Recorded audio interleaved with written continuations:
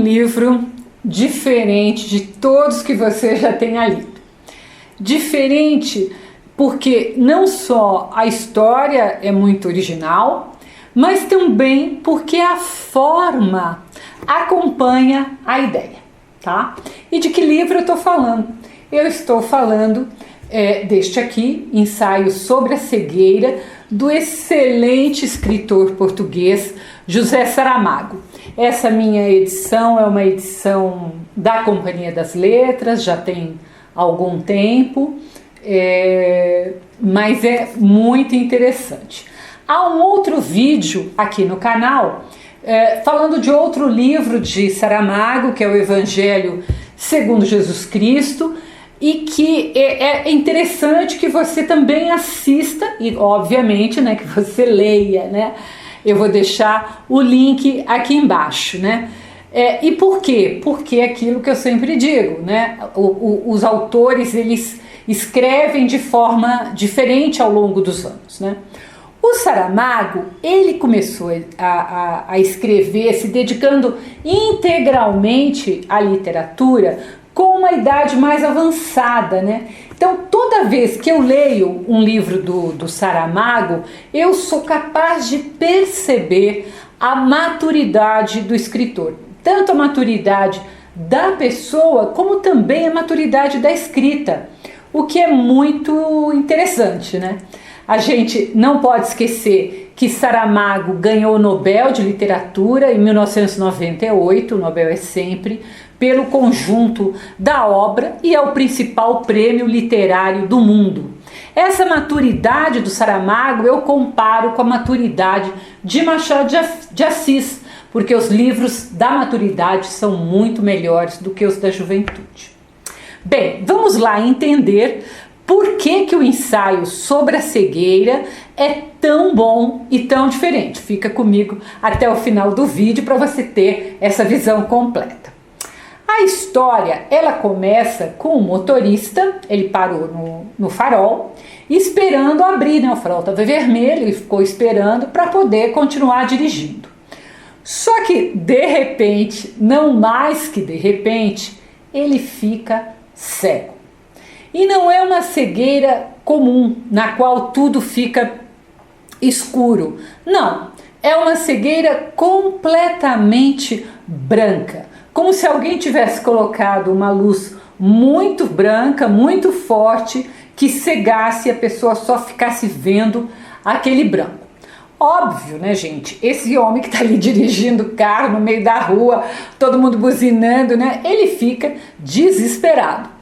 Um transeunte ali que juntam pessoas, se propõe a ajudá-lo e o leva para casa, dirigindo o carro, né, o carro do outro. Ele passa para o banco de passageiro e aquele dirige.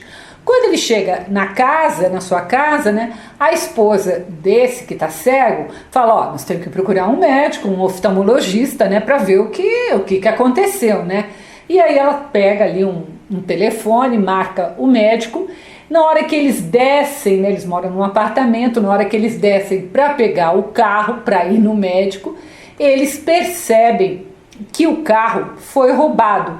E por quem que o carro foi roubado? Justamente por aquela pessoa que tinha proposto ajudar, né, a levar o cego para casa. Ele tinha ficado com as chaves do carro, o cego tinha esquecido de pedir as chaves de volta, então ficou muito fácil para ele, que já era um malandro, roubar o carro. Bom, então a mulher e o cego vão para o consultório do médico oftalmologista. Lá já há algumas pessoas ali na sala de espera que também vão passar por consulta, né? E quando o médico examina o cego, ele fica muito intrigado, porque aparentemente os olhos daquele paciente não têm absolutamente nada que justifique a cegueira. Os olhos estão bons, né? Não tem razão para aquele homem ter ficado cego. Aí o homem vai para casa, o médico fala que que deve passar, né? Não tem explicação, do jeito que veio deve ir embora, O médico atende aquelas outras pessoas que são um velho que sofre de catarata, né? Uma mulher, uma prostituta que está lá com conjuntivite e um garotinho que está com a mãe que tem problemas simples ali de visão. Então, são essas pessoas que tiveram contato com aquele cego, né, na sala de espera.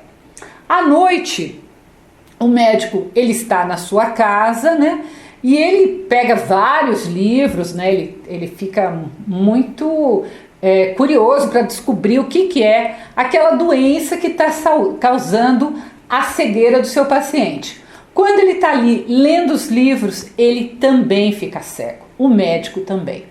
Da mesma forma, a prostituta, o velho que tinha catarata, a esposa do primeiro cego, o ladrão que roubou o carro, o garotinho que estava no consultório. Então, é tanta gente, né, que as autoridades compreendem que tem alguma doença ali, uma doença contagiosa e que era preciso isolar as pessoas, né, porque senão ia passando, como a Covid, né, gente? Vai passando de um para outro, né? Então, essas pessoas do consultório do médico e mais o ladrão do carro e o guarda que levou a prostituta para casa, esse primeiro grupo é levado para um sanatório abandonado para que eles não contaminem mais ninguém. Quem é que vai junto? A esposa do médico. Ela não tinha ficado cega, a esposa do médico, mas ela finge para o marido e para os guardas ali que vão levar para o sanatório para fazer o isolamento, que ela está cega. E por que ela faz isso? Porque ela quer acompanhar e ajudar o marido, né? Uma prova ali do amor dela com aquele marido. Aqui eu quero abrir um parêntese para falar da escrita, né? Da forma que eu disse lá no começo. O Saramago, ele optou por colocar os diálogos, ou seja, as falas dos personagens dentro do parágrafo, sem separar uma fala da outra. Até mesmo, em alguns casos, até sem identificar quem é que estava falando. Em alguns casos ele identifica, em alguns nem isso ele não identifica. E por quê? Para que nós, leitores, pudéssemos também estar um pouco cegos, ficarmos desorientados, exatamente como aquelas pessoas que de uma hora para outra, né, tiveram que se virar. Da mesma maneira que o cego não sabia quem é que estava falando, Saramago quer que o leitor também tenha um pouco essa experiência. Veja, uma cegueira repentina é muito diferente de um cego de nascença, que vai aprendendo a viver dentro da sua cegueira e que desenvolve, né, todos os outros sentidos para compensar a cegueira. Já esses novos cegos não tinham nada disso. A genialidade, né, do Saramago é que, ao construir essa forma tão diferente de escrita, né, ele quer mesmo que nós, leitores, experimentemos pelo menos um pouco dessa sensação pela qual os personagens estão passando, né? Eu achei isso genial, gente. É muito, muito bem pensado, muito bem engendrado, né? Por isso, no começo, né, não estranhem. É bem provável que, como um cego, você tenha de reler algum parágrafo, né, para poder entender. Mas com o tempo de leitura, você vai se acostumando. Então, não desista com essa dificuldade inicial. Ela faz parte ali de toda a construção desse livro.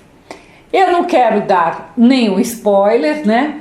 Mas o livro, ele vai mostrar a difícil convivência no sanatório, onde as pessoas, não só aquele grupo, mas muitas pessoas foram confinadas. Essas pessoas, elas vão ficar de noite sendo vigiadas por militares para que elas não possam sair dali, elas estão presas, né? Então são centenas de pessoas vivendo juntas em situações extremamente precárias, né? Porque obviamente não enxerga e aquele sanatório não estava preparado.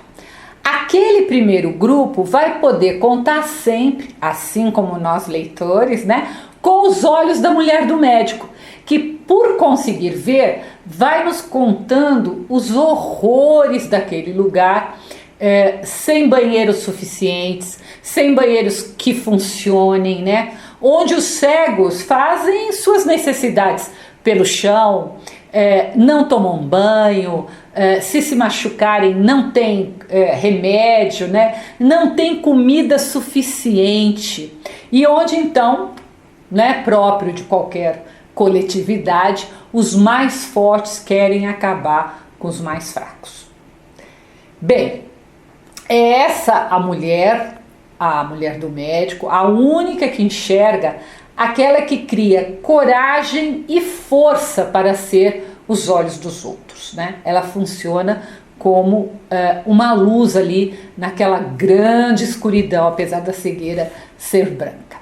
É um livro imperdível, mas fique atento a toda a simbologia que o Saramago quer passar. Ele constrói toda uma simbologia. Então você tem que se perguntar: que cegueira é esta que assola a sociedade? Por que apenas a mulher do médico enxerga? O que tem essa mulher para não ser atingida pela cegueira? Todos são, menos ela. Por quê? E principalmente, que sociedade é essa que está tão cega para aquilo que é ou deveria ser essencial? Ou seja, aquilo que nos torna humanos. Então, ao final da sua leitura, não deixe de se fazer essas perguntas, que é a chave do livro, né? A chave da história. A resenha escrita ela está no meu site www.miriambevilacqua.com.br. Não deixe de se inscrever aqui para acompanhar as resenhas às quintas e as crônicas da semana às terças. É sempre um grande prazer ter você e os seus comentários aqui no canal. Até o próximo!